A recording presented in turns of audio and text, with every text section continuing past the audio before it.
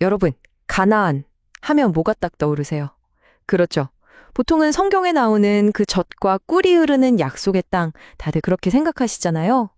그런데 말이죠. 이게 오늘날 한국 교회에서는요, 정말 완전히 다른 아주 놀라운 의미로 쓰이고 있다는 사실 알고 계셨나요? 맞아요. 원래 성경에서 가나안은 엄청난 희망의 상징이었죠. 이스라엘 백성들이 그토록 오랫동안 바라왔던 바로 그곳, 축복과 안식 그 자체인 장소였어요.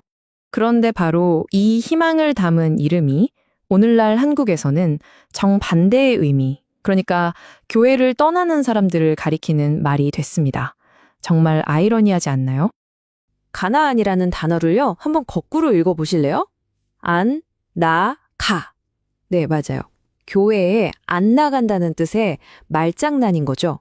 하나님을 믿는 신앙은 그대로인데 교회라는 공동체는 떠난 사람들, 이분들을 바로 가나안 성도라고 부르는 겁니다. 이게 그냥 몇몇 사람들의 이야기가 아니에요. 자, 이 숫자 좀 보세요. 29%. 2023년 조사 기준으로 보면요. 우리나라 개신교인 10명 중에 거의 3명이 바로 이 가나안 성도라는 겁니다. 와, 이게 10년 전이랑 비교하면요. 무려 3배나 늘어난 수치래요. 정말 심각하게 생각해 볼 문제죠. 그렇다면 도대체 왜 이렇게나 많은 사람들이 교회를 떠나고 있는 걸까요? 그 이유를 한번 깊숙이 들여다보겠습니다. 그 이유는 크게 세 가지로 요약해 볼 수 있어요. 첫 번째는 너무 과도한 교회 활동에 얽매이기 싫다는 거예요. 쉬어야 할 주일이 오히려 더 힘든 노동의 날이 되어버리는 거죠. 두 번째는 교회 지도자나 목회자에 대한 실망감 때문이고요. 마지막으로 코로나 팬데믹을 겪으면서 굳이 교회 건물에 가지 않아도 예배드릴 수 있구나 하는 생각이 널리 퍼진 것도 큰 영향을 미쳤습니다. 이 한마디가 모든 걸 설명해 주는 것 같아요. 한때는 누구보다 열심이었던 신앙인들이 얼마나 깊은 번아웃과 상처를 느꼈는지 그 마음이 고스란히 전해지는 말이죠. 그런데요, 이런 현상이 비단 우리나라만의 이야기는 아닙니다. 이건 지금 전 세계적으로 나타나는 흐름이거든요. 미국에서는 이걸 크게 두 그룹으로 나눠서 봐요. 넌스, 그러니까 특정 종교는 없지만 영적인 가치를 추구하는 사람들이 있고요. 또 넌스, 이분들은 과거에 교회에서 정말 열심히 활동했지만 이제 제도에 지쳐서 나 이제 끝났어 라고 말하는 분들이죠. 가는 길은 좀 다르지만 결국 제도권 교회를 떠났다는 점에서는 똑같습니다. 기독교의 본고장이라고 할 수 있는 유럽은 상황이 더 극적이에요. 한마디로 소속 없는 신앙, believing without belonging 이라고 표현하는데요. 웅장한 대성당들이 그냥 문화유산처럼 남아있을 뿐 주일에는 텅 비어있는 곳이 많다는 거죠. 근데 정말 흥미로운 건 뭔지 아세요?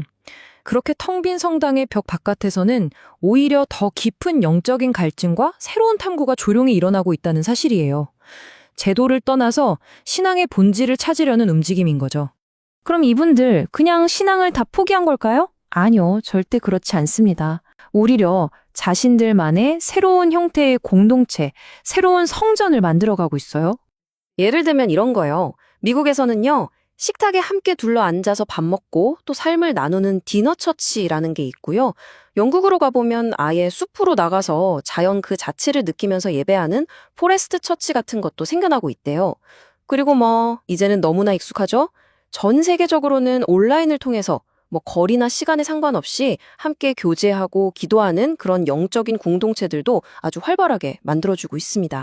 자, 그렇다면 이 모든 현상들이 우리에게 던지는 메시지는 뭘까요? 이걸 그냥 교회가 위기라는 비판으로만 볼 게 아니라 오히려 새로운 변화를 위한 중요한 희망의 신호로 읽을 수도 있습니다. 놀라지 마세요. 가나안 성도의 70%가 넘는 분들이 교회가 제대로 바뀐다면 다시 돌아갈 생각이 있다고 답했거든요.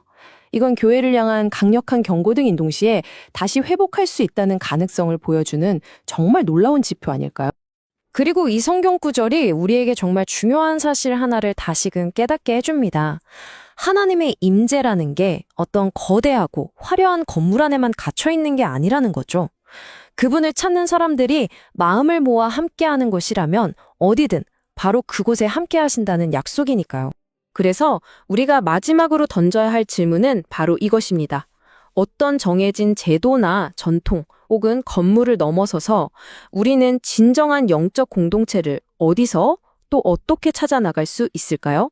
교회의 벽 바깥에서 자신만의 길을 걷는 이들이 결코 외롭지 않기를, 그리고 벽 안에 남은 이들은 신앙의 본질을 되찾아서 다시 사랑으로 품어주는 공동체가 되기를. 그래서 결국 떠난 이들과 남은 이들 모두가 진정한 공동체 안에서 다시 만날 수 있기를 소망하면서 오늘 이야기를 마치겠습니다.